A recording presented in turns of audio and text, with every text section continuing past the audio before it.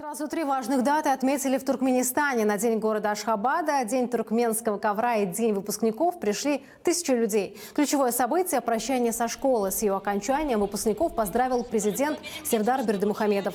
Талантливые ученики и лучшие наставники получили подарки – компьютеры, ноутбуки и телевизоры.